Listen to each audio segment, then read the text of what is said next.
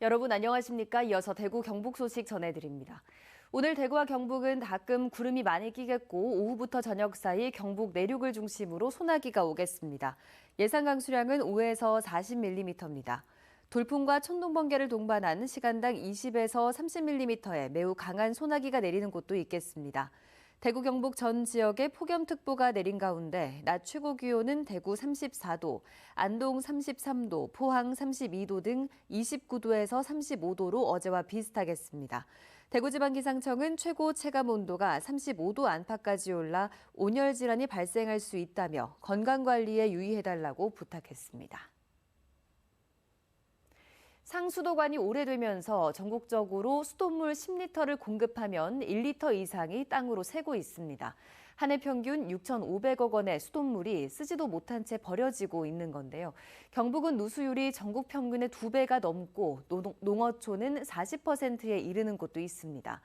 그래서 정부는 예산 절반을 지원해서 낡은 상수도관을 교체하는 지방 상수도 현대화 사업을 추진하고 있는데 단체장들이 소극적인 태도를 보이는 곳도 있다고 합니다. 한태현 기자가 취재했습니다.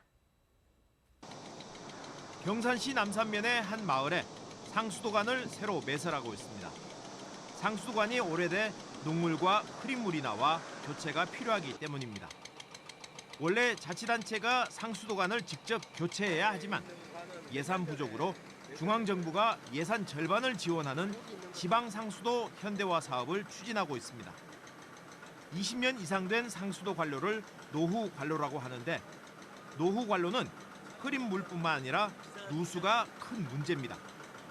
경산시의 지난 2021년 기준 상수도 누수율은 13.2%, 전국 평균 누수율 10.5%보다 높습니다. 노후 관로를 제때 교체해야 하지만 현실적으로 불가능한 상황. 현재 우리 관내 상수 관망도가 현재 1,600km 정도가 되는데 그중에 20년 이상 경과된 노후 관로가 한 40% 정도 됩니다. 그 추정 사업비로는 한 2천억 정도가 되는데 공기업 특별 해결로만 가지고는 하기는 어려움이 있어서 국비 지원이 절실히 필요합니다. 그나마 경산시는 나은 편입니다. 경북 22개 시군 평균 누수율은 23%에 이릅니다. 농어촌 지역으로 가면 사정이 심각합니다. 경주시의 경우 42.9%나 되고 문경시 40.7%, 울릉군 38.7%, 영천시 38%, 청도군 32.7%입니다. 농어촌 누수율이 높은 이유는 예산 부족 탓도 있지만 자치단체장의 의지가 부족한 것도 한 몫을 하고 있습니다. 도로는 바로 눈에 보이니까 포장이 불량하다 하면 바로바로 정비를 해줄 수가 있는데 수도는 이게 눈에 안 보이는 거지 않습니까? 지하에 매설이 돼 있으니까. 그래서 이제 단체장 입장에서는 시기군에서 자체 사업으로 이거를 추진하기에는 예산이 바로바로 가기 어렵거든요. 국민의힘 김영동 의원이 환경부로부터 받은 자료를 토대로 분석한 결과 최근 5년 동안 상수도 누수량을 생산 원가 기준으로 환산하면 3조 2,894억 원에 이르고 한 해 평균 6,500억 원이 낭비되고 있습니다. MBC 뉴스 한태현입니다. 지방의회 의원의 국외 출장 사전 심사가 강화되고 부적절한 출장에 사용된 출장비는 반드시 환수하는 조치가 추진됩니다.